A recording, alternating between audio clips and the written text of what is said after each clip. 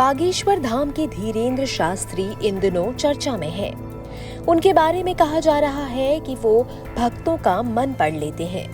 हजारों की भीड़ में कोई भक्त उनके पास आता है तो वो उससे बिना कुछ पूछे कुछ शब्द पर्ची पर लिख देते हैं और वो दरअसल उस व्यक्ति के मन की बात का जवाब होता है। अब इस बात पर बहस है कि धीरेन्द्र शास्त्री को कोई चमत्कार आता है या वो मेंटलिस्ट हैं जो साइकोलॉजी की किसी ट्रिक से भक्तों का मन पढ़ लेते हैं। वैसे तो तंत्र में कर्ण पिशाचिनी सिद्धि जैसी सिद्धियों का जिक्र है, जिसके जरिए लोग दूसरे के मन की बात जान लेते हैं और भूत की घटनाओं को सही सही बता देते हैं। वैसे वजह कुछ हो, लेकिन सच ये है कि ऐसे कई बाबा हिंदुस्तान में रहे हैं। चंद्रा स्वामी भी इनमें से एक थे जो ये ट्रिक जानते थे। नमस्कार, द किस्सा में आपका स्वागत है। यह है देसी विदेशी किस्सों की शुद्ध देसी दुकान। नटवर सिंह ने अपनी किताब walking with lions tales from a diplomatic past में एक दिलचस्प किस्से का जिक्र किया है। नटवर सिंह बताते हैं कि जब मार्गरेट थैचर कंजर्वेटिव पार्टी की पहली महिला अध्यक्ष बनी तो नटवर सिंह लंदन में भारत के उप उच्चायुक्त थे। 1975 के वक्त एक बार चंद्रा स्वामी नटवर सिंह से मिलने लंदन के इंडिया हाउस पहुंचे और थैचर से मिलने की इच्छा जताई। चंद्रा स्वामी उस वक्त 25-30 साल के थे और साधुओं के कपड़ों में पहुंचे चंद्रा स्वामी अंग्रेजी का एक शब्द भी नहीं बोलना जानते थे। नटवर सिंह ने चंद्रा स्वामी के कहने पर थैचर से मुलाकात का समय ले लिया और ये सिर्फ 10 मिनट का था।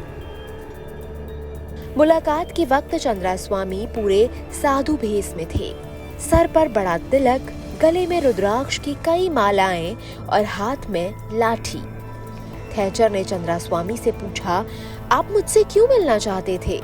चंद्रा स्वामी ने हिंदी में जवाब दिया, जिसका नटवर सिंह ने अंग्रेजी में ट्रांसलेशन किया। इन्हें कहिए कि जल्द ही पता चल जाएगा। उन्होंने एक कागज मंगवाया। उस पर ऊपर से नीचे तक और दाएं से बाएं तक लकीरें खींच दी। इसके बाद चंद्रा स्वामी ने थैचर को कागज के 5 टुकड़े दिए और सभी पर सवाल लिखकर अच्छी तरह मोड़कर कागज पर बने खांचों में रखने को कहा। चंद्रा स्वामी ने ध्यान लगाया और थैचर से कोई एक सवाल खोलकर मन ही मन पढ़ने को कहा। फिर चंद्रा स्वामी ने बताया कि सवाल क्या था। नटवर सिंह ने अंग्रेजी में अनुवाद करके थैचर को समझाया। सवाल बिल्कुल सही था। थैचर अब उत्सुक हो गई थी कि क्या दूसरा सवाल का जवाब भी ठीक होगा। वो भी ठीक था। चौथे सवाल तक आते आते चंद्रा स्वामी एक सिद्ध पुरुष बन चुके थे और फिर 5वां सवाल भी सही निकला। थैचर और भी कुछ जानना चाहती थी। चंद्रा स्वामी ने अपनी चप्पलें उतार दी और सोफे पर पद्मासन लगाकर बैठ गए। नटवर सिंह ने लिखा है कि वो ये देखकर घबरा गए थे, लेकिन थैचर ने मौन अनुमति दे दी। थैचर ने चंद्रा स्वामी को फिर बुलाया और उन्होंने कई सवाल पूछे, लेकिन सबसे महत्वपूर्ण उनके प्रधानमंत्री बनने की संभावनाओं को लेकर था। चंद्रा स्वामी ने भी उन्हें निराश नहीं किया और भविष्यवाणी की कि वो 9, 11 या 13 साल के लिए प्रधानमंत्री बनेंगी। थैचर ने आखिरी सवाल किया कि वो प्रधानमंत्री कब बनेंगी। चंद्रा स्वामी ने घोषणा की 3 या 4 साल में। वो सही साबित हुए। थैचर 11 साल तक प्रधानमंत्री रहीं। चंद्रा स्वामी की इस विद्या को लेकर बीबीसी के जाने माने पत्रकार राजेश जोशी ने भी एक किस्सा बताया है। ये किस्सा बीबीसी की साइट पर 2017 में लिखा गया था।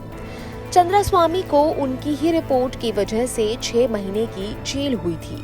जेल से लौटकर राजेश जोशी चंद्रा स्वामी से मिले तो वो नाराज थे, लेकिन इसी मुलाकात के दौरान जब राजेश जोशी उनके सामने बैठे तो वो चंद्रा स्वामी पर्ची पर कुछ लिख रहे थे और लिखने के बाद उन्होंने उस कागज का गोला बनाया और हथेली में मसलने लगे। इसके बाद चंद्रा स्वामी ने उनसे कुछ सवाल पूछे। पहला सवाल था, 0 से 9 के बीच एक अंक बताओ। राजेश जोशी ने जवाब दिया 5। अगला सवाल था, एक पक्षी का नाम लो। जवाब था मोर। अगला सवाल था, एक पुष्प का नाम लो। जवाब था कमल।